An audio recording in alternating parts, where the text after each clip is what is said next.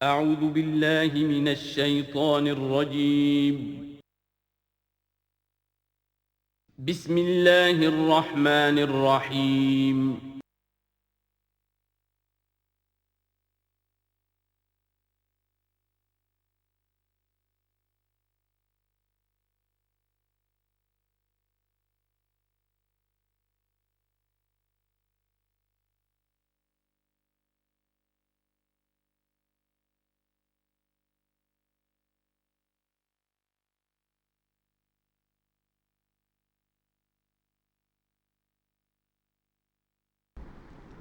خواجہ از خون رگے مزدور سازد لال ناب، از جفائے دہ خدایاں کشت دہ کانا خراب، انقلاب ہے انقلاب۔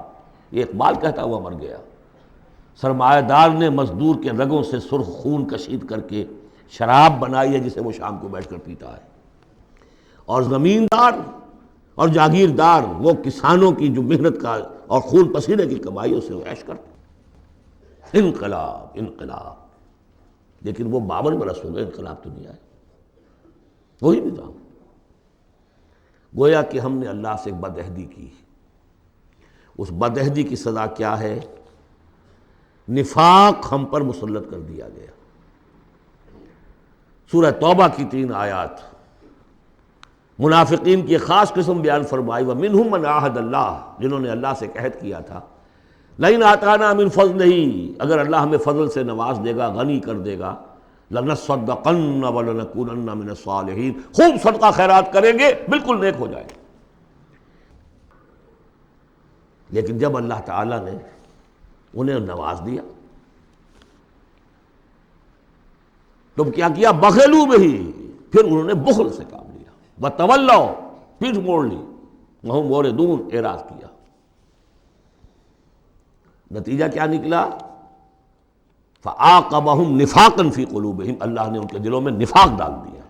اور نفاق وہ بیماری ہے، قرآن میں کہا گیا ہے ان المنافقین فی الدرک الاسفل من النار، جہنم کے سب سے نچلے طبقے میں، وہی جو اشد العذاب، یوم القیامت یردون الی اشد العذاب، اگر پورے دین پر کاربند نہیں ہوگے تو قیامت کے دن شدید ترین عذاب میں جھونکے جاؤ گے۔ ان المنافقین فی الدرک الاسفل من النار، اور منافقین کے بارے میں ہم نے سورہ توبہ میں بھی آیت پڑھ لی، سورہ منافقون میں بھی پڑھ لی۔ ان کے لیے اے نبی آپ 70 مرتبہ بھی استغفار کریں گے تو میں معاف نہیں کروں گا۔ استغفر لہم او لا تستغفر لہم ان تستغفر لہم 70 مرۃ لن یغفر اللہ لہم۔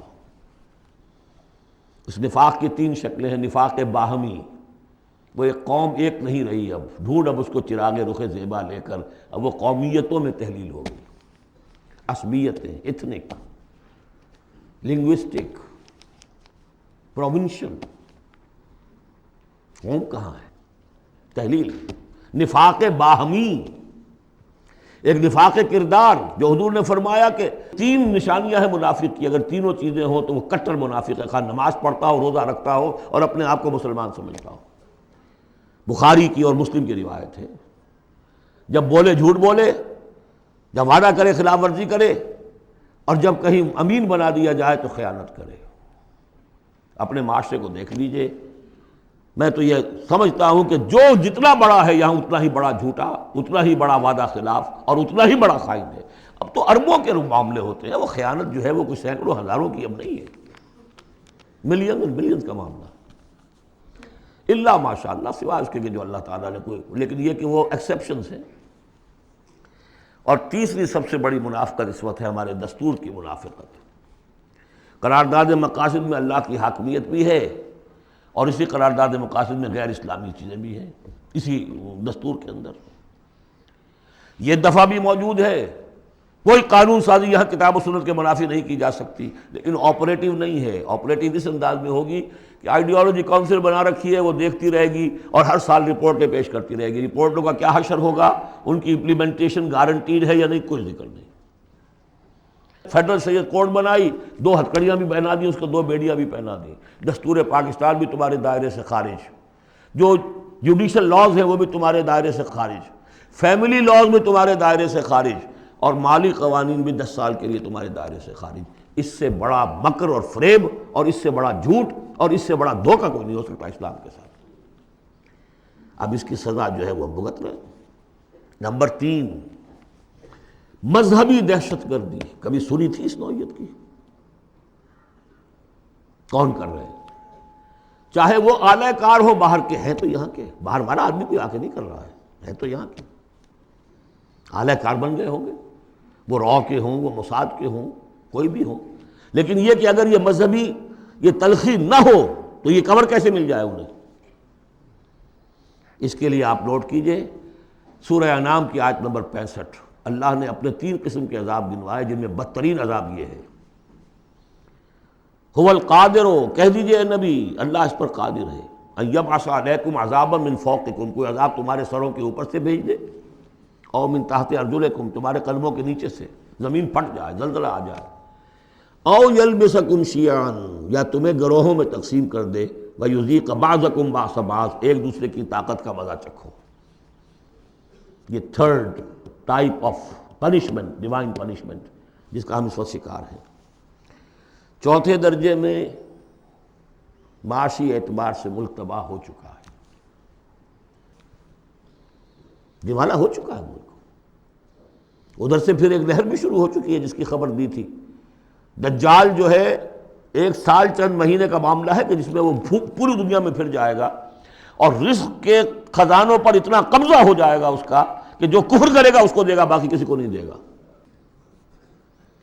اور اگر رشیا میں ہو سکتا تھا کہ ڈبل روٹی نہیں رہی تھی، وہ جو فضاؤں میں جو سب سے پہلے گیا ملک، خلاؤں میں گیا، وہاں ڈبل روٹی نہیں ملتی تھی. وہاں ایک بوڑھی عورت کا فوٹو میں نے دیکھا تھا، شدید ترین سردی میں اپنا پل اوور دے رہی ہے ایک مچھلی لینے کی. یہ حال ہوا اس ملک کا. ہمارا جو حال ہوگا اس کو اچھی طرح سمجھ لیجئے. یہ جو سورہ سبا کی آیت میں نے سنائی تھی، لَقَدْ كَانَ لِسَبَإٍ فِي مَسْكَنِهِمْ آیَةٌ، سبا قوم سبا میں بھی اللہ نے فرمایا ان کے وطن میں ہم نے ایک نشانی رکھی تھی، جنتان عن یمین و شمال، 2 جنتیں دی تھی ہم نے. پاکستان بھی 2 جنتوں پر مشتمل تھا، مشرقی پاکستان، مغربی پاکستان. کلوا من رزق ربکم واشکروا لہ بلدۃ طیبۃ ورب غفور، کھاؤ اللہ کے رزق میں سے. کتنی خوشحالی تھی پاکستان بننے کے بعد. ہندوستان جیسے کوئی شخص داخل ہوتا تھا پاکستان سے، وہ کہتا تھا کہ ہم کسی بڑے ترقی یافتہ ملک سے اور بڑے کسی دقیانوسی ملک میں داخل ہو گئے، اور وہاں سے جو آتا تھا وہ سمجھتا تھا کہ ہم کسی ویسٹرن ملک میں آ گئے. کتنی خوشحالی تھی. کلوا من رزق ربکم بلدۃ طیبۃ ورب غفور فاعرضوا، جب اعراض کیا تو پھر کیا ہوا؟ پھر جو عذاب ہم نے بھیجا ہے، ہم نے ان کے دونوں باغوں کی جگہ پر بس کو ان کے لیے 2 جنگل پیدا باقی رہ گئے، جن میں کوئی پیلو، کوئی اور ڈیلے، کوئی کسیلی سے کچھ چیزیں پیدا ہو گئی، زیادہ سے زیادہ بیر. اللہ اللہ خیر صلی اللہ. ذالک جزیناہم بما کفروا، جو انہوں نے ناشکری کی تھی اس کا ہم نے بدلہ انہیں دیا. وہل نجازی الا الکفور، اور ایسا بدلہ ہم دیتے انہی کو ہیں جو انتہائی ناشکر ہیں. بہرحال چونکہ اسی ملک کو جو قوم سبا تھی، اس کے بارے میں آخری جو الفاظ آئے ہیں قرآن میں، فَجَعَلْنَاهُمْ أَحَادِيثَ وَمَزَّقْنَاهُمْ كُلَّ مُمَزَّقٍ، ہم نے انہیں بس کہانیاں بنا دیا کہ کبھی ایک قوم ہوتی تھی، اس کی بڑی عظمت تھی، اس کا بڑا تنتنا تھا اور دبدبا تھا، اور ٹکڑے کر کر کے اس کو ختم کر دیا. اس صدی میں 2 عظیم مملکتیں، عظیم سلطنتیں نسیہ منسیہ ہو گئی.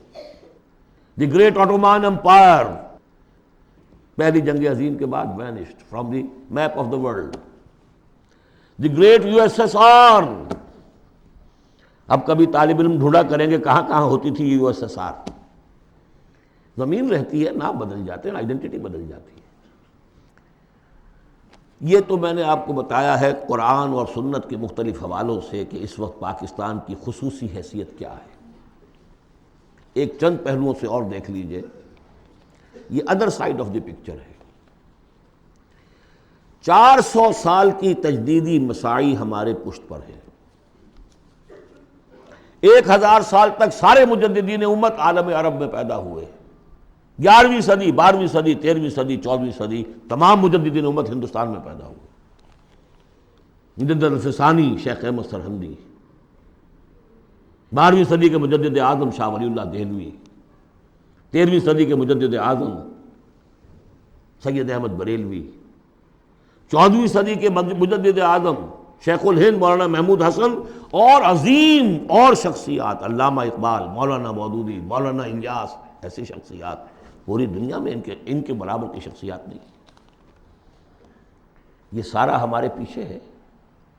یہ کیا ہے؟ یہ بار ہے ہم پر، ماضی کا ایک قرض ہے ہمارے کندھوں کے اوپر، ایک ذمہ داری ہے اسلاف کی طرف سے۔ پھر فکری اور روحانی اعتبار سے نوٹ کیجئے، ڈاکٹر شریعتی ایران کے اور مالک بن نبی الجزائر کے کھل کر لکھ چکے اپنی کتابوں میں کہ intellectual and spiritual centre of gravity of Islamic world of اسلام has shifted to South Asia. Iqbal جیسا مفکر جو پیدا ہوا، آپ اندازہ کیجیے، ایک زمانے میں کبھی بغداد ہوتا تھا علم کا مرکز، پھر اسپین ہوا ہے علم کا مرکز، پھر شمالی افریقہ بنا ہے جہاں ابن خلدون جیسی شخصیتیں ابھری ہیں۔ اس کے بعد وہ کہتے ہیں کہ اب جو اسلام کا روحانی اور intellectual centre of gravity of this امہ has shifted to the South Asia. تیسری بات یہ کہ بھارتی مسلمانوں نے پاکستان بنانے کے لیے گویا کہ ایک طرح سے اپنا فرض کفایہ ادا کیا تھا۔ انہیں معلوم تھا کہ یہاں تو پاکستان نہیں بنے گا۔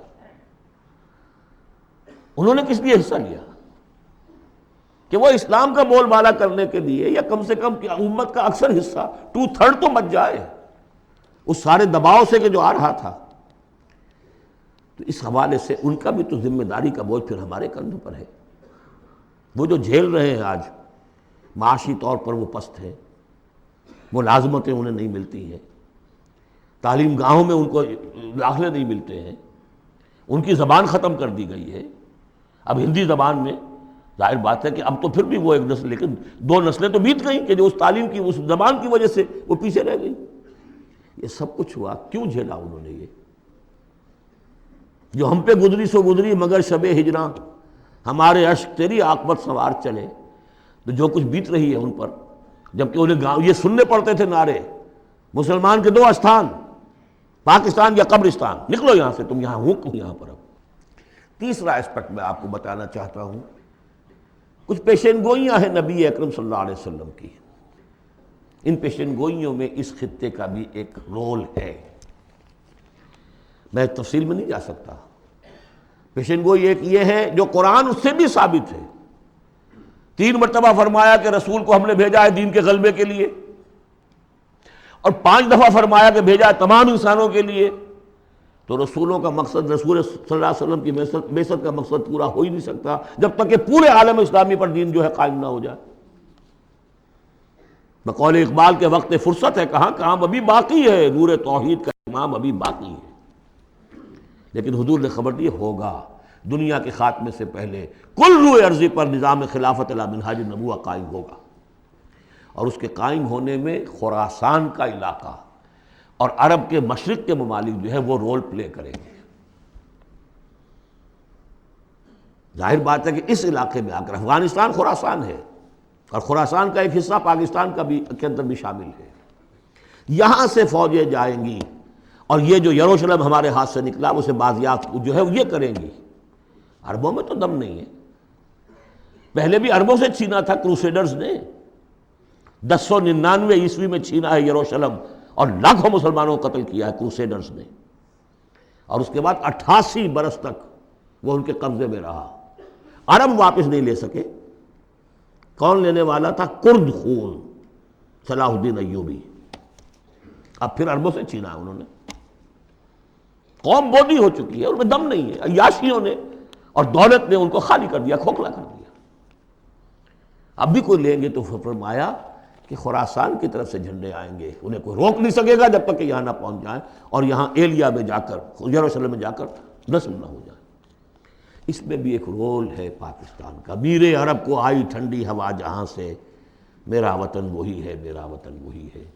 میں نے 3 اسپیکٹ سے تو آپ کو جو ماورائے زمان و مکان فرائض ہیں ایک مسلمان کے، اللہ کے حقوق کے حوالے سے، رسول کے قرض کے حوالے سے، انسانوں کے حقوق کے حوالے سے بیان کی ہے، اور 3 ہی اعتبار سے پاکستان کا جو اسپیشل رول ہے۔ ایک تو یہ کہ جو ہماری جینیسس آف پاکستان ہے، اس کی بنیاد کیا تھی، قرآن میں اس کا بھی ذکر ہے۔ آج جس صورت سے ہم دو چار ہیں، منافقت کے 3 اسپیکٹس، قرآن میں اس کا بھی ذکر ہے۔ جو معاشی ہمارے ہاں بدحالی آ چکی ہے قرآن کا، اس کا بھی ذکر ہے جو سورہ سبا میں ہم نے دیکھ لیا۔ اور جو اندیشے ہیں، مزقناہم کل ممزق جعلناہم احادیث، کہ بس کہانیاں رہ جائیں گی، کبھی ایک ملک بنا تھا، قائم تھا، اس کا عین امکان موجود ہے، بلکہ بین الاقوامی ادارے تو اس کو کہتے ہیں کہ ہوگا، بڑی جلدی ہو جائے گا۔ پچھلے دنوں وہ رپورٹ شائع ہوئی تھی امریکہ کی فارن آفس کی رپورٹ، کہ اتنے سالوں کے بعد پاکستان نام سے کوئی ملک دنیا میں نہیں ہوگا۔ اب میں چاہتا ہوں ذرا پازیٹیو سائڈ دکھاؤں، ہمارے پاس کچھ ایسٹس بھی ہیں یا نہیں۔ پہلی بات یہ ہے کہ چاہے کتنا ہی متزلزل ہے، کچھ ہے، پاکستان کے دستور میں اسلام جتنا آ گیا ہے، اگرچہ اس کی تکمیل جو ہے بہت مشکل ہے، لیکن اتنے حصے کو بھی نکال دینا کسی کے مائی کے لال کے لیے ممکن نہیں ہے۔ قرارداد مقاصد آئی ہے، اللہ کی حاکمیت کا اقرار ہے، گویا کہ نظام خلافت اصولاً دستوری طور پر پاکستان میں نافذ ہو چکا ہے۔ ایسے جیسے میں مسلمان ہوں، چاہے میں عمل نہیں کر رہا اسلام پر، مسلمان ہوں، ہمارا ہر شخص مسلمان ہے چاہے وہ عمل نہیں کر رہا ہے، اسی طرح پاکستان مسلمان ملک بن گیا ہے جب اس نے کہا sovereignty belongs to him and not to us۔ حاکمیت اللہ کی ہے، اور ہمارے ہاتھ میں جو اختیارات ہیں وہ ایک سیکریٹ ٹرسٹ ہے، اور یہ سیکریٹ ٹرسٹ استعمال ہوگا اسی حاکم مطلق کی دی ہوئی عائد کردہ حدود کے اندر۔ یہ ہے لا الہ الا اللہ، دستوری زبان میں یہ لا الہ الا اللہ، ان الحکم الا للہ لہ الملک۔ پھر یہ کہ ایک بہت بڑا ایسٹ یہ ہے، بہت سی تحریکوں، بہت سے مصنفین، علامہ اقبال، مولانا مودودی اور بھی بہت سے مصنفین کی مسائل سے پاکستان میں جوان، ادھیڑ اور بوڑھے عمر کے لوگوں کی بہت بڑی تعداد ہے جو 2 چیزیں ان کے اندر موجود ہیں۔ نمبر 1، انہیں یہ معلوم ہو چکا ہے کہ ہمارا دین اسلام دین ہے، مذہب نہیں ہے، یہ پوری زندگی کا دین ہے، معلوم ہے۔ وہ دور گزر گیا جب کہ سمجھا جاتا تھا کہ بس نماز روزہ دین ہے، کچھ لوگ اب بھی ہیں، لیکن یہ معلوم ہے سب کو کہ یہ کل زندگی کا دین ہے، عبادت کا مطلب صرف نماز روزہ نہیں ہے، پوری زندگی میں اللہ کی بندگی ہے۔ وہ تصور دی ہاتھ سے دے کر اگر آزاد ہو ملت، ہے ایسی تجارت میں مسلمان کا خسارہ۔ کوئی دین و دنیا میں جس دم جدائی، حوث کی امیری حوث کی وزیری، جدا ہو دین سیاست سے تو رہ جاتی ہے چنگیزی۔ یہ اقبال کا پیغام تھا، وحدت دین و دنیا، دنیا کو تابع کرنا ہے دین کے۔ اور یہ کہ بہت سے لوگوں کے دلوں میں اس کی امنگ بھی ہے، خواہش بھی ہے، جذبہ بھی ہے۔ افسوس صرف یہ ہے کہ ایک تو بٹے ہوئے ہیں بہت، اپنی سیاسی مصلحتوں میں اس کو پیچھے رکھ کر اپنی پارٹی، اپنی شخصیت، اس کو ابھارنے کی فکر ہے۔ ایک خلط مبحث بہت تھا کہ کیسے دین یہاں لائیں، غلطی سے یہ سمجھا کہ الیکشن میں حصہ لو، ووٹ مل جائیں گے تو اسلام نافذ کر دیں گے، لیکن اس میں سمجھتا ہوں کہ اب بہت حد تک کمی ہو گئی ہے۔ تمام مذہبی جماعتیں یہ سمجھ چکی الیکشن کے ذریعے سے یہاں کچھ نہیں ہو سکتا، اسلام نہیں آ سکتا۔ تیسرے یہ کہ ایک عظیم قرآنی تحریک الحمدللہ اس ملک کے اندر قائم ہوئی اور چلی۔ کبھی سنا تھا؟ اپنے بڑوں سے پوچھ لیجئے، کبھی 6 گھنٹے بھی نماز تراویح کے لیے لوگ کسی مسجد میں رہے؟ پورا قرآن کا ترجمہ، درس قرآن کی محفلیں، 500 700 آدمی جمع ہیں، جبکہ کوئی سیاسی نعرہ نہیں، کوئی اختلافی بات نہیں۔ جو لوگ رہے یہاں پر 25 دن، جنہوں نے مجھے سنا ہے، کہیں کوئی اختلافی فرقے وارانہ کوئی بات؟ قرآن ایز سچ، قرآن سمجھو۔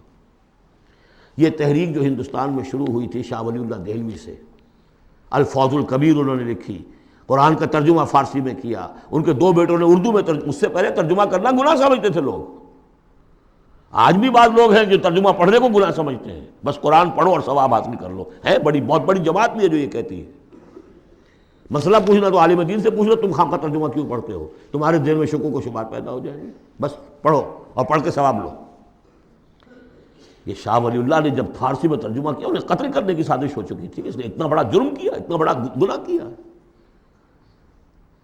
بلا لیے گئے تھے سرحد کے علاقے سے پٹھان قتل کرنے کے لیے، اور مسجد جو فتح پور کی ہے دہلی کی، جو چاندنی چوک کے ایک سرے پر ہے، وہاں درس حدیث دیتے تھے عصر کے بعد، اور اس کے بعد وہ نکل رہے تھے مسجد میں، باہر وہ کھڑے ہوئے تھے قتل کرنے کے لیے، لیکن کچھ اللہ نے ایسی ہیبت ڈال دی اس وقت ان کے دل پر، کوئی ایسی ان کی شخصیت کا اثر پڑا، وہ حملہ نہیں کر سکے۔ بہرحال یہ تحریک شروع کی انہوں نے، قرآن کو ایک اوپن کتاب بنایا، کھلی کتاب، پڑھو اس کو، سمجھو اس کو۔ لیکن الحمدللہ اس کا اگر یہ ملک نہ بنتا تو شاید یہ تحریک ایسی آپ کو یہاں نظر نہ آ سکتی۔ مواقع ملے ہیں ہمیں، اللہ نے ہمیں سہولتیں دی ہیں۔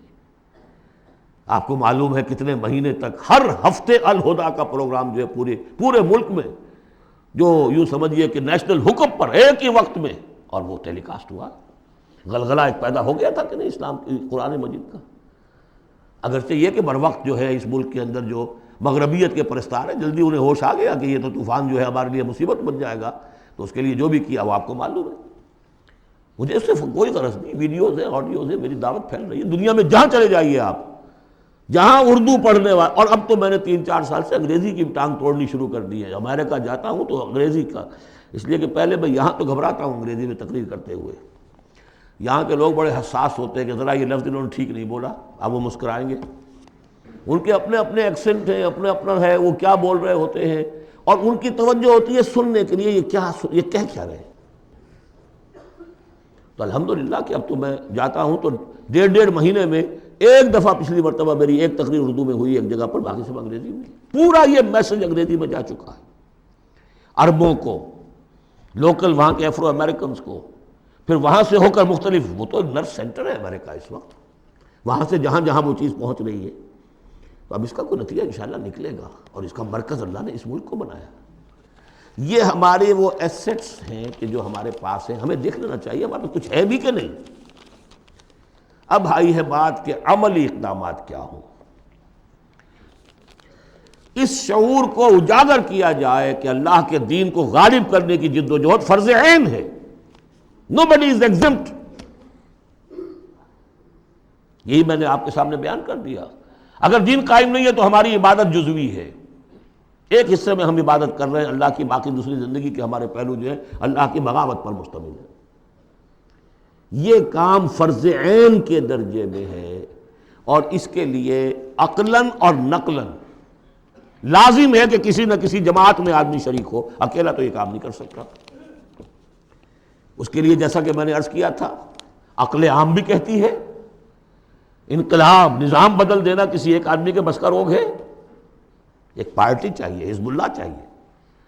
حضرت موسیٰ کی قوم نے کوڑا جواب دے دیا تھا تو معاملہ وہیں کا وہیں رک گیا۔ حضور کے ساتھیوں نے ایک جماعت کی شکل میں اپنا، جہاں حضور کا پسینہ گرا وہاں اپنی خون کی ندیاں بہا دی، اسلام قائم ہو گئی۔ پھر احادیث دیکھیے، علیکم بالجماعہ، لا اسلام الا بالجماعہ، اور سب سے بڑی حدیث انی آمرکم بخمس، اللہ اے مسلمانوں میں تمہیں 5 باتوں کا حکم دے کر جا رہا ہوں، اللہ امرنی بہن، مجھے اللہ نے ان کا حکم دیا ہے، بالجماعت والسمع والطاعت والہجرت والجہاد فی سبیل اللہ، جماعت کی زندگی ہو اور جماعت بھی سم و طاعت والی، listen and obey, strong discipline, اور یہ جماعت کیا کرے گی؟ ہجرت اور جہاد کرے گی۔ یہ حدیث جو ہے ذرا نوٹ کیجئے کس قدر اس میں ایمفیسس ہے، انی آمرکم بخمس اللہ امرنی بہن، میں تمہیں 5 باتوں کا حکم دے کر جا رہا ہوں، اللہ نے مجھے اس کا حکم دیا ہے۔ پھر اس جماعت کے خد و خال ہم نے پڑھے قرآن مجید میں، حزب اللہ سورہ مائدہ میں، فإن حزب اللہ هم الغالبون، حزب اللہ کے یہ اوصاف ہیں، حزب اللہ اللہ کی پارٹی۔ سورہ مجادلہ میں شیطان کی پارٹی، حزب الشیطان، اور اللہ کی پارٹی۔ اس جماعت میں ہر فرد کو ہونا چاہیے، البتہ اس کے لیے یہ نہیں کہ میں صرف اپنی جماعت کی بات کر رہا ہوں، کوئی جماعت ہو جو آپ کو آپ کی سمجھ میں آئے کہ یہ ٹھیک ہے، یہ دین کے لیے صحیح کام کر رہی ہے، اس میں شامل ہو، تاکہ کوئی شخص بھی اس سے محروم نہ ہو۔ جیسے حضور نے فرمایا بلغوا انی ولو آیتن، پہنچاؤ میری جانب سے، کہا ایک ہی آیت پہنچاؤ، میرا کوئی امتی بھی تبلیغ قرآن کے فریضے سے محروم نہ رہ جائے، اس لیے کہ پھر میرا امتی کیسے ہوا؟ میرا امتی ہے تو اسے تو قرآن پہنچانا ہے، ایک آیت پہنچاؤ۔ باقی جو لوگ اپنی زندگیاں وقف کر دیں، ان کے لیے کیا کہا ہے؟ خیرکم من تعلم القرآن وعلمہ، تم میں سے بہترین لوگ وہ ہیں جو قرآن سیکھیں اور سکھائیں۔ وہ اپنی زندگی وقف کر دیں۔ اس حوالے سے کسی بھی جماعت میں جس پر دل ٹھک جائے، اگرچہ اس کے 4 خصائص ضروری ہیں جو آپ کو تلاش کرنے چاہیے۔ نمبر 1، ڈکلیئرڈ ایم ہونا چاہیے اقامت دین، دین کا غلبہ، نتھنگ شارٹ آف دیٹ۔ کوئی جزوی بات، کوئی سماجی اصلاح، یہ سارے کام اچھے ہوتے ہیں، کوئی خدمت خلق کا کام بہت اچھی بات ہے، لیکن یہ کہ ہر شے کا اپنا ایک مقام ہے۔ جماعت وہ ہونی چاہیے جس کا مقصود ہو اللہ کے دین کا غلبہ، اقامت دین کہہ لیں اسے، غلبہ دین کہہ لیں، نظام خلافت کا قیام کہہ لیں، حکومت الہیہ کا قیام کہہ لیں، لیکن ڈکلیئرڈ ایم ہونا چاہیے۔ ان اصطلاحات میں سے کوئی استعمال کر لیجیے۔ نمبر 2، وہ ڈسپلنڈ ہونی چاہیے، سم و طاعت، آمرکم بخمس اللہ امرنی بہن بالجماعت والسمع والطاعت، ہجوم نہیں، منظم، ایک امیر سے ان کا عہد ہو اطاعت کا۔ نمبر 3، اسے اپنا طریقہ کار کلیئرلی اسپیل آؤٹ کرنا چاہیے کہ ہم کس نہج سے یہ کام کرنا چاہتے ہیں۔ ایسے ہی مبہم سے نعرے لگا کر اور لوگوں کو صرف وقتی جوش دلا کر تو یہ نہیں، معلوم ہونا چاہیے طریقہ کار کیا ہے، اور وہ طریقہ کار انہیں دکھانا چاہیے کہ یہ ہم نے سیرت النبی سے، اس لیے کہ ماڈل وہ ہیں ہمارے لیے، اس سے اخذ کیا ہے۔ اس کے لیے میں آپ کو حدیثیں اگر سناؤں، امام مالک رحمۃ اللہ علیہ کا قول سنا دوں پہلے، لن یصلح آخر هذه الامہ الا بما صلح به اولها، اس امت کے آخری حصے کی اصلاح نہیں ہو سکے گی مگر ٹھیک اسی طریقے پر جس میں پہلے حصے کی اصلاح ہوئی تھی۔ وہ سیرت النبی سے دیکھیے۔ اور چوتھی بات یہ ہے کہ اس کی قیادت کو ٹھوک بجا کر دیکھ لینا چاہیے جتنا بھی ممکن ہے۔ باقی یہ کہ آپ کسی کے دل میں نہیں اتر سکتے، لیکن دیکھ لینا چاہیے whether they practice what they say، ان کے گھریلو نظام کیسا ہے، انہوں نے اپنے گھر میں دین نافذ کیا، ان کی معاش کیا ہے، وہ ہے شریعت کے دائرے میں۔ 4 چیزیں تلاش کر کے، اور اس تلاش میں بھی جو وقت لگے گا وہ جہاد کے اندر شمار ہوگا، بشرطے کہ سیریسلی، یہ نہیں کہ کیجولی بس ایسے ہی اس کو سمجھا جائے کہ اب یہ میری ضرورت ہے، یہ میرا فرض ہے، ہو سکتا ہے مجھے کل موت آ جائے اور میں بغیر جماعت کے ہوں گا۔ اقامت دین کی جد و جہد فرض عین ہے، اور اس کے لیے نماز شرط لازم ہے، جیسے نماز کے لیے اس کے لیے جماعت شرط لازم ہے، جیسے کہ نماز کے لیے وضو شرط لازم ہے، وضو کے بغیر نماز نہیں ہوتی۔ یہ 4 شرطوں میں انسان تلاش کرے، جو بھی سمجھ میں آ جائے، جو بھی سمجھ میں آ جائے، فاتقوا اللہ ما استطعتم۔ لیکن یہ کہ یہ معلوم ہو ہمارے ملک کی بھی بقا اسی میں ہے، اس کا استحکام بھی اسی میں ہے، یہ کشتی ڈوبتی ہے تو ہم ڈوبیں گے، یہ تیرتی ہے تو ہم تیریں گے، خالص دنیاوی اعتبار سے بھی سوچنے کی بات ہے۔ اور پھر یہ کہ اللہ کے ساتھ وعدہ خلافی کی اس سے کہیں زیادہ سزا کہیں مل نہ جائے۔ مشرقی پاکستان جب علیحدہ ہوا تھا کتنی بڑی سزا ملی تھی، 93,000 قیدی مسلمان قوم کا اس ہندو کے پاس جس پر کہیں 800 برس حکومت کی، کہیں 1000 برس حکومت کی، بیڑوں بکریوں کی طرح انہیں ٹرکوں میں لاد کے لے کر گئے ہیں، جیسے ڈیرہ غازی خاطر بکریاں اور بھیڑیں آتی ہیں لاہور میں ذبح ہونے کے لیے۔ ٹائیگر جرنیل اور اپنا جو ہے پستول پیش کر رہا ہے، یؤتوا الجزیۃ عن ید وہم صاغرون، اور اندرا گاندھی کو کہنے کا موقع ملا we have avenged our 1000 years defeat، اور ہم نے 2 قومی نظریے کو بے آف بنگال میں غرق کر دیا ہے۔ پاکستان میں جس طرح بھارتی پکچروں کے ویڈیو دیکھے جاتے ہیں اور جس طرح وہ سنا جاتے ہیں پروگرام، وہ کالونائز تو ہم کر چکے ہیں۔ Bharat has already colonized Pakistan, culture پر قبضہ انہوں نے کر لیا ہوگا تو بتایا کیا گیا آپ کے پاس؟ یہ سونیا گاندھی کا بیان تھا۔ تو غور کر لیجئے، ایک کام یہ کہ ہر شخص لگے سوچے یہ میری زندگی اور موت کا مسئلہ ہے، یہ میرے دین کا فرض عین ہے، یہ میرے اللہ کا حق ہے، یہ مجھ پر میرے رسول کا حق ہے، یہ مجھ پر پوری نوع انسانی کا حق ہے، یہ مجھ پر میرے وطن کا حق ہے، میرے ملک کا حق ہے، میری 400 برس کی تاریخ کا حق ہے، اور جو بھی خبریں دی ہیں محمد الرسول اللہ صلی اللہ علیہ وسلم، ان سے بھی میرے اندر یہ جذبہ پیدا ہو جانا چاہیے کہ ان کی صداقت کو ثابت کرنے کے لیے تن من دھن لگا دوں۔ اب میں چند باتیں عرض کروں گا۔ جو میں نے کہا کہ یہ تو ہے کوئی جماعت آپ تلاش کریں، اور اس کے بعد بھی انسان آنکھیں کھلی رکھے، کان کھلے رکھے، غور کرتا رہے. ہے جستجو کے خوب سے ہے خوب تر کہاں. آج شروع تو کر دینا، کسی میں شریک ہو جائے. اس میں یہ بات بھی عرض کر دوں کہ میرے نزدیک جماعت کی بنیاد جو ہے مسنون اور منسوس اور معصور وہ ہے بیعت کا نظام. لیکن اگر بیعت کا نظام نہ بھی ہو اور وہ صرف دستوری جماعت ہو، وہ بھی مباح ہے، جماعت کے حق میں ہے، بشرطے کہ اس کا ڈسپلن مضبوط ہو. وہ 4 آنے والی ممبری والی جماعتیں سیاسی جماعتیں ہوتی ہیں.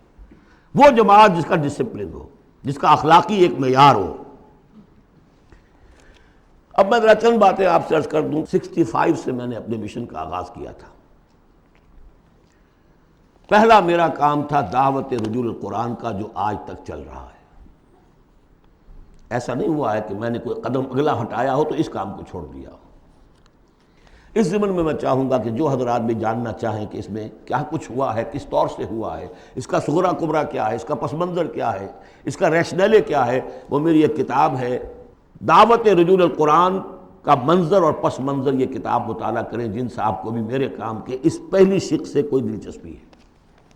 اس کے ضمن میں آپ نے سن لیا ہے یہاں پر بھی خواتین کے پروگرام بھی ہو رہے ہیں، 1 ایئر کورس بھی شروع ہو رہا ہے. لاہور میں تو مسلسل ہو رہا ہے. امریکہ سے آ کے لوگ وہاں پر شریک ہو رہے ہیں اور 1 ایئر کورس کر کے نوجوان جا رہے ہیں. الحمدللہ کہ وہاں پر ہمارا جو ہے اب انشاءاللہ کوئی اکیڈمی وہاں پر بھی شروع ہو جائے گی. یہ ہو رہا ہے امریکہ کے اندر. دوسرا کام جو میں نے کیا الحمدللہ اللہ کے فضل و کرم سے، ایک مختصر لیکن منظم جماعت تنظیم بیعت کی بنیاد، ایک مردہ سنت کو زندہ کیا آپ نے. میرا دعویٰ یہ ہے کہ بنیاد کسی جماعت کی قرآن، حدیث، سنت، سیرت اور 1400 برس کی تاریخ دنیا جو ہماری مسلمانوں کی ہے، 1300 برس تک کم سے کم کوئی اور بنیاد اجتماعیت کی ہے ہی نہیں سوائے بیعت کے. حضور نے کی بیعت، آؤ بیعت کرو میرے ہاتھ پر، آؤ مرنے کی بیعت کرو. یا پھر وہ بیعت جو عقبہ ثانیہ میں لی گئی تھی، بایعنا رسول اللہ صلی اللہ علیہ وسلم علی السمع والطاعۃ فی العسر والیسر والمنشط والمکرہ. بڑی طویل حدیث ہے، وہ میں بعد میں آپ کو بتاؤں گا بھی. ہم نے اسی کو اخذ کیا ہے، اختیار کیا ہے تنظیم اسلامی میں شمولیت کے لیے. جو بیعت ہے وہیں سے لی ہے. بہرحال ہم نے اس پر ایک جماعت مرتب کر دی ہے، ڈھانچہ بنا دیا ہے، نظام العمل بنا دیا اس کا. یہ نہیں ہے کہ بیعت کا مطلب یہ کہ اب آپ کو کچھ کہنے کا حق ہی نہیں. لا حول ولا قوت. حضور سے لوگ اختلاف کر لیتے تھے. حضور نے فرمایا تھا غزوہ بدر میں کہ ہم یہاں لگا دو، لگا دیا گیا. پھر کچھ لوگوں نے کہا کہ حضور اگر تو یہ وحی سے ہے تو ٹھیک ہے، سر آنکھوں پر، اگر آپ کی ذاتی رائے تو اجازت ہو تو ہم کچھ عرض کریں. فرمایا ہاں کہو کہ ہمارا جو تجربہ ہے جنگی تجربہ، اس کی روح سے وہاں پر کیمپ ہو تو اچھا. فرمایا اٹھاؤ، اکھاڑو کیمپ، یہاں سے لگا دو. تو مشورہ، شاورہم فی الامر، ان سے مشورہ کرتے رہا کیجئے. قرآن مجید میں حضور کو حکم ہے، مشورہ بھی ہو سکتا ہے، اختلاف رائے بھی ہو سکتی ہے، ذاتی تنقید بھی کیجئے. ہمارے ہاں تنظیم اسلامی کے اندر سالانہ ایک اجتماع وہ ہوتا ہے جس میں جو شخص چاہے آئے اور مجھ پر ذاتی تنقید کرے. باقی شورا کا نظام اپنی جگہ پر ہے جو الیکٹڈ ہوتے ہیں لوگ. تو ایک یہ کہ اس اصول پر ایک جماعت بنا دینا جو صرف پیری مریدی کا دھندا رہ گیا تھا، اسی لیے پہلے لوگ بڑے ہنسے یہ بیعت پر جماعت. لیکن یہ کہ اب وہ جماعت ہے الحمدللہ، اب وہ ایک اوپن انسٹیٹیوشن ہے اور اس کو ہم نے اس کا پورا نظام العمل بنا دیا ہے. اس میں اختلاف کی گنجائش ہے، اس میں اس طرح مشورہ ہوگا، اس طرح بات ہوگی. اور اس کے لیے 10 کتابچے ہیں چھوٹے چھوٹے، 50-50 60-60 صفحے کے. تنظیم کی بنیادی دعوت کو سمجھنے کے لیے وہ 10 کتابچے اس وقت یہاں نہیں ہوں گے، لیکن جس کا بھی ارادہ ہو جائے کہ سمجھنی ہے بات، اب جہاں اور جماعتوں کو دیکھنا ہے اس کو بھی دیکھنا ہے. یہ بھی ایک جماعت ہے. میں یہ نہیں کہتا یہی ایک جماعت ہے، جو بھی قافلے ہیں دیکھیے، سب کو دیکھیے. لیکن اگر تنظیم کو سمجھنا ہے تو 10 کتابچے چھوٹے چھوٹے. عزم تنظیم، تنظیم اسلامی کا تاریخی پس منظر، تعارف تنظیم، نظام العمل، میرا ذاتی حساب کتاب کہ میں نے دنیا میں کتنی جائیداد بنائی ہے، کب شروع کیا تھا تو اس کے بعد سے میری روٹی کہاں سے چلی ہے، اب کیا صورتحال ہے، ایک ایک پیسے کا حساب دے دیا. وہ میرا حساب کم و بیش کے نام سے وہ پمفلٹ موجود ہے. یہ ساری چیزیں جو ہے جن لوگوں کو اب سیریسلی بات کو سمجھ میں آ گئی ہو، سمجھ میں آئے کہ یہ میرا فرض ہے، آئی ایم رسپانسبل. مجھے اللہ کی بندگی کرنی ہے جس کے لیے یہ کام لازم ہے، مجھے محمد صلی اللہ علیہ وسلم کا قرض ادا کرنا جس کے لیے لازم ہے، مجھے اس ملک کا حق ادا کرنا جس کے لیے یہ لازم ہے۔ یہ اگر آپ کو اپنے فرض کا احساس ہو جائے گا تو آپ تلاش کریں گے، جو تلاش کرے گا وہ پائے گا، جو اندہ یا بندہ۔ باقی میرا ایک ماضی بھی ہے، وہ ماضی یہ کہ میں جماعت اسلامی میں رہا ہوں 10 برس تحریک کے ساتھ، جماعت میں 3 برس اور 7 برس جمعیت طلبہ میں۔ جمعیت طلبہ میں ناظم اعلیٰ بھی رہا ہوں آل پاکستان، جبکہ یہ مشرقی اور مغربی پاکستان دونوں ایک ہی ملک تھے، اور جماعت اسلامی میں ایک ضلعی تنظیم کا امیر رہا ہوں، ضلع منگمری کا۔ بہرحال یہ نوٹ کر لیجئے کہ وہ میرا ماضی ہے، اس سے مجھے اختلاف ہوا تو کیوں ہوا تھا، اس پر میری پوری کتاب موجود ہے۔ کوئی بدنیتی کا الزام میں نے مولانا مودودی پر نہیں لگایا، لیکن یہ کہ اختلاف ہوا تھا کہ الیکشن کے ذریعے سے بات سامنے آ چکی ہے، ہماری یہ ساری ایکسرسائز فیوٹیلیٹی ہے، ہمیں انقلابی طریقہ کار اختیار کرنا چاہیے۔ وہ کتاب تحریک جماعت اسلامی ایک تحقیقی مطالعہ جو میں نے 25 برس کی عمر میں لکھی تھی، اور جماعت کا رکن تھا اس وقت تک، میں نکل کر نہیں لکھی ہے میں نے، وہ تو جس کو نوٹ آف ڈسنٹ ہوتا ہے، پارٹی ورکر ہے، ممبر ہے، اور وہ ڈس اولیژن ہو گیا کسی وجہ سے، اختلاف ہو گیا ہے تو اپنی رائے ظاہر کرتا ہے نا، وہ میں نے پیش کی تھی۔ وہ کتاب بھی موجود ہے، لیکن اس کے بعد جس طریقے سے اس کی مس ہینڈلنگ ہوئی اس سارے اختلاف کی، اور پھر بڑے بڑے لوگ مولانا امین حسن اصلاحی صاحب، عبدالغفار حسن صاحب، عبدالجبار غازی صاحب، عبدالرحیم اشرف صاحب، کراچی کے شیخ سلطان صاحب، شیخ جمیل الرحمان صاحب، اور بہت سے مولانا افتخار بلخی صاحب، یہ سب لوگ جو جماعت سے علیحدہ ہوئے، یہ حادثہ کیوں ہوا، اس پر بھی پھر میری ایک کتاب ہے، تاریخ جماعت اسلامی کا ایک گم شدہ باب۔ جنہیں میرے اس ماضی کو دیکھنا ہو، کچھ شکوک و شبہات تو میرے بارے میں بڑے پروپیگنڈے کر دیے گئے ہیں، اور جس کی وجہ سے حجابات سے قائم ہو چکے ہیں، لیکن اس کو دیکھنا، اسٹڈی کریں، معلوم کر لیں، دودھ کا دودھ پانی کا پانی علیحدہ ہو جائے۔ تیسرا کام جو الحمدللہ میں اللہ کا بڑا فضل و کرم اپنے اوپر مانتے ہوئے اس کا تذکرہ کر رہا ہوں، اسے کسی درجے میں بھی کوئی خود ستائی نہ سمجھیے، بلکہ آج ہی جو آپ نے آیت پڑھی ہے فَأَمَّا بِنِعْمَةِ رَبِّكَ فَحَدِّثْ، جو بھی نعمتیں ہوئی ہوں ان کا تذکرہ کیا کرو۔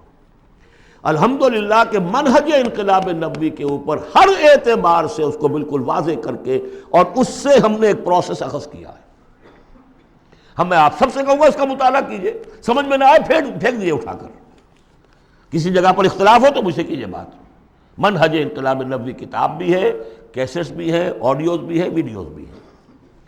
چوتھے درجے میں ہم نے تحریک خلافت شروع کی تھی، سن 91 میں میں نے یہی کراچی سے شروع کی، پھر اس کے بعد یہی کراچی میں خالق دینہ ہال میں نے 4 دن لیکچر دیے خلافت کے موضوع پر، اور اس کے بعد اگرچہ پروگرام یہ تھا کہ اسے ایک عوامی موومنٹ چلایا جائے، لیکن ابھی فی الحال ہم نے محسوس کیا کہ لوگ کچھ ہلنے کے لیے تیار نہیں ہے۔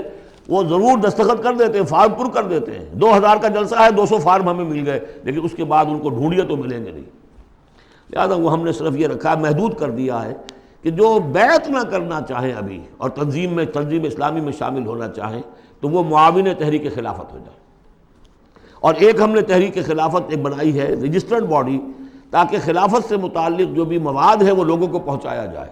ماڈرن حالات میں ماڈرن سٹیٹ ہو، خلافت اصولی طور پر کیا تھی، اور خلافت حضور کے دور میں کیا تھی، اور خلافت اب کیا ہوگی، اس کو سمجھنا ہے دلیل کے ساتھ۔ اس کے لیے پیسہ چاہیے، اس کے لیے تعاون چاہیے، وہ کتابیں پھیلیں، چھپیں۔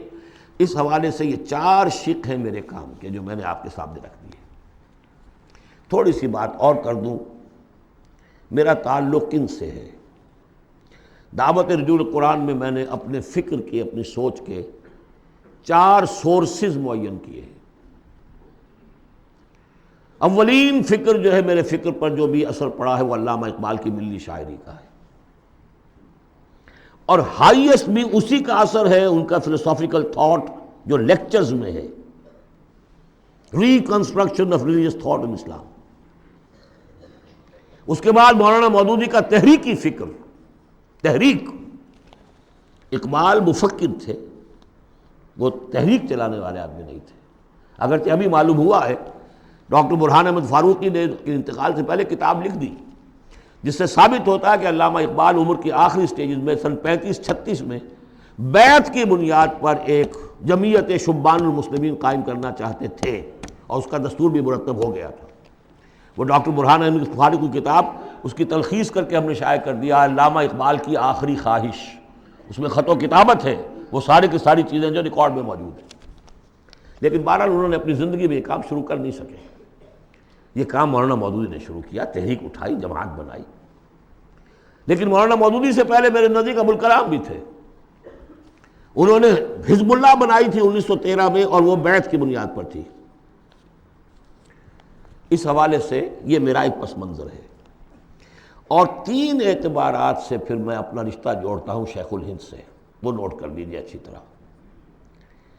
ایک تو یہ کہ شیخ الہند کا جو ترجمہ، اس پر جو تفسیری حواشی لکھے شبیر احمد عثمانی صاحب نے، یہ میرے لیے قرآن فہمی کا بہت بڑا سورس ہے. تفہیم القرآن بھی، تدبر قرآن بھی.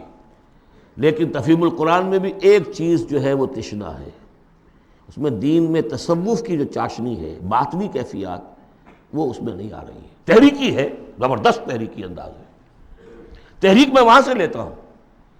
لیکن ایک اسلاف کے ساتھ جڑنا، اور ایک یہ کہ دین کا یہ باطنی روحانی جو اس پہلو ہے، یہ میں ان شیخین سے لیتا ہوں، شیخ الاسلام شبیر احمد عثمانی اور ان کے استاد شیخ الہند مولانا محمود حسن. پھر ابوالکلام کو شیخ الہند نے تجویز کیا تھا 1920 میں کہ اس کے ہاتھ پر بیعت کرو اور اسے امام الہند مانو. اور مولانا مودودی بھی الجمیت کے اندر انہوں نے اپنی صحافت کا آغاز کیا تھا اسی وقت جس زمانے میں کہ شیخ الہند اس کے صدر تھے. یہ سارے حقائق جو اس وقت بالکل نگاہوں سے چھپے ہوئے ہیں، یہ میری ایک کتاب ہے جماعت شیخ الہند اور تنظیم اسلامی، اس میں تفصیل کے ساتھ موجود ہے. یہ میں صرف اس لیے بتا رہا ہوں کہ جس کو بھی ان 25-26 دنوں کے اندر کوئی بھی تعلق خاطر قائم ہوا ہو، جو سیریسلی سوچنے کو تیار ہو، وہ ان چیزوں کا مطالعہ کریں. اب آخری بات ہے، من انصاری اللہ، کون ہے میرا مددگار اللہ کی راہ میں؟ اس مدد کی کیا کیا شکلیں ہو سکتی ہیں؟ سب سے پہلے تو یہ جو میرے فکر سے متفق ہو گئے، جو طریقہ کار ان کے سامنے آیا ہے اس کو انہوں نے مان لیا، اگر وہ مجھ سے واقف بھی ہیں اور مجھ پر اعتماد بھی کر سکتے ہیں تو تاخیر نہ کریں اور بیعت کریں اور تنظیم اسلامی میں شامل ہو جائیں. اس بیعت کی وضاحت میں ابھی اس حدیث کی روح سے کروں گا بعد میں. یہ نہیں اگر اس سے کمتر ابھی آپ چاہتے ہیں کہ کوئی نسبتاً کمتر معاملہ رہے، ابھی بیعت کے معاملے میں اتنا اقدام جو ہے فوری طور پر نہ ہو، تو یہاں کی انجمن خدام القرآن ہے، اس کے ممبر بنیے. 1 ایئر کورس شروع ہو رہا ہے، اس میں وقت نکالیے. آپ نے جو ہے مختلف پروفیشنل تعلیم کے اوپر کتنے سال لگائے ہیں. کوئی ایم ایس کر کے آتا ہے امریکہ سے، کتنے سال لگائے ہوتے ہیں؟ کیا 1 سال بھی نہیں نکال سکتے زندگی کا؟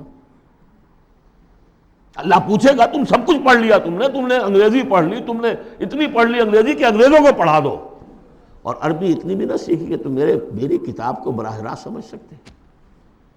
ہم نے ان کے لیے 1 ایئر کورس شروع کیا ہے کہ جو لکھے پڑھے جاہل ہے، اس اعتبار سے کہ ایک طرف PhD ہے، ڈاکٹریٹ کی ہوئی ہے، دوسری طرف الف ب ت قرآن کی معلوم نہیں. نمبر 3، تحریک خلافت جو ہے اس کی 2 شکلیں ہیں. معاون تحریک خلافت وہ تنظیم اسلامی کے تابع ہوگا، تنظیم اسلامی کے ساتھ ہوگا، لیکن بیعت کیے ہوئے نہیں ہوگا. جو بیعت کرتا ہے وہ رفیق کہلاتا ہے تنظیم اسلامی کا. اور دوسرے یہ کہ ہم نے ایک ایسی جماعت بنائی ہے جس میں کہ اس لٹریچر کو پھیلانے کے لیے ہمیں وسائل چاہیے. اس کی ممبرشپ ہے، جو شخص بھی صاحب استطاعت ہے 500 روپے ماہانہ اگر وہ تحریک خلافت کو دے سکتا ہے تو وہ اس کا رکن بنے گا. وہ ایک رجسٹرڈ باڈی ہے، اس کے سارے حساب کتاب جیسے انجمنوں کے ہوتے اس طریقے سے ہے.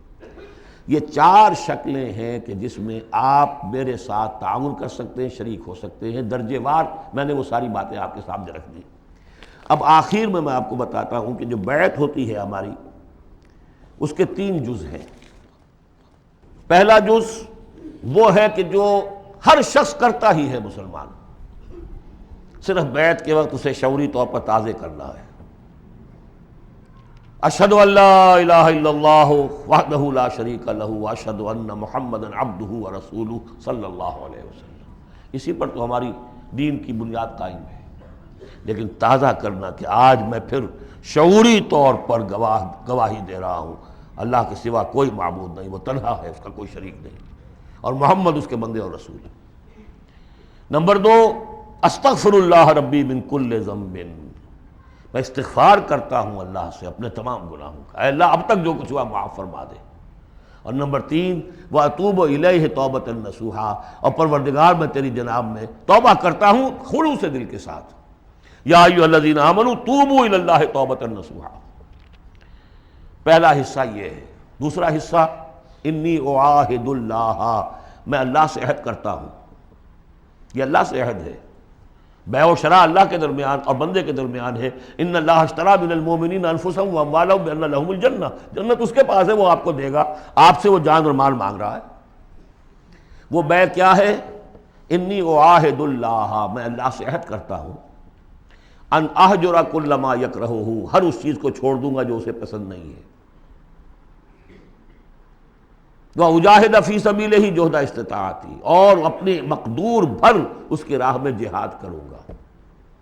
اس کے معنی کیا ہے؟ انفق مالی وابذل نفسی، اپنا مال بھی خرچ کروں گا، جان بھی، وقت بھی صرف کروں گا، لِإِقَامَةِ دِينِهِ وَإِعْلَاءِ كَلِمَتِهِ، اس کے دین کو قائم کرنے کے لیے اور اس کے کلمے کی سربلندی کے لیے.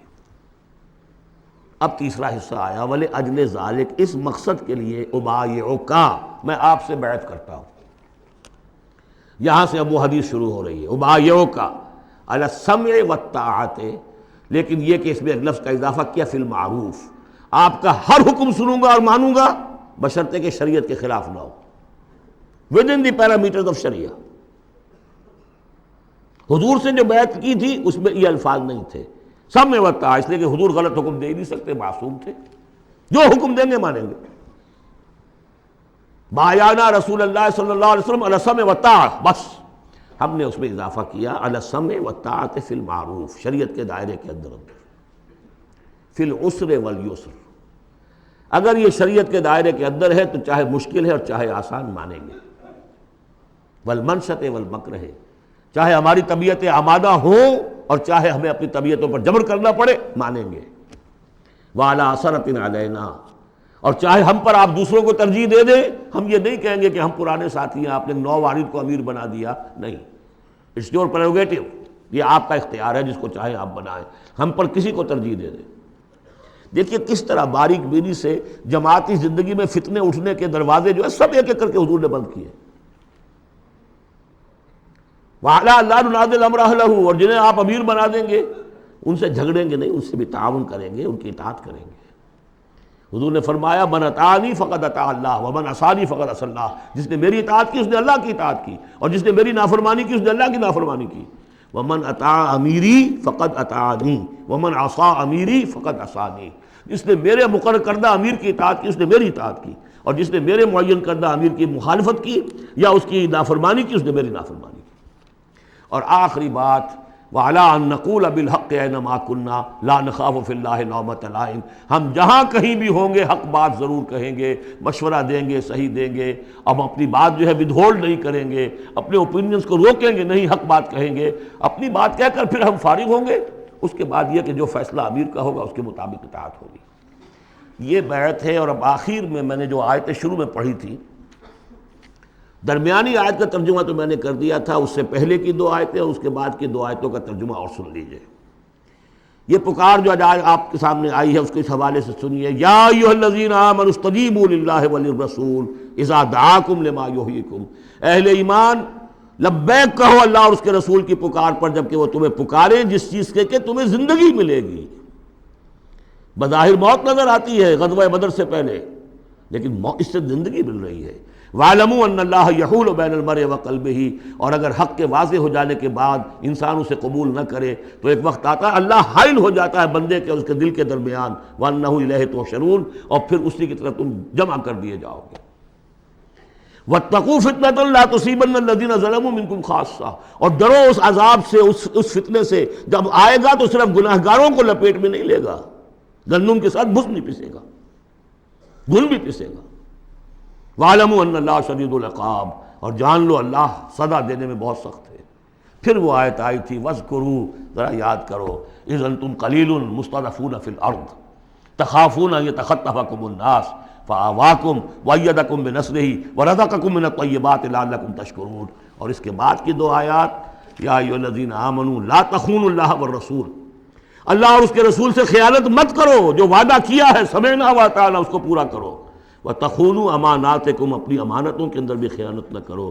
اور جان لیجئے ہمارے پاس یہ پاکستان سلطنت خدا داد سب سے بڑی امانت ہے اس وقت.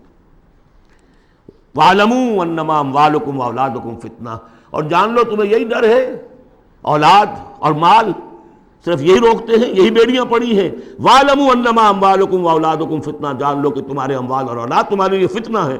وَأَنَّ اللَّهَ عِندَهُ أَجْرٌ عَظِيمٌ، اور یقیناً اللہ ہی کے پاس اجر عظیم ہے۔ بارک اللہ لی ولکم فی القرآن العظیم ونفعنی وإیاکم بالآیات والذکر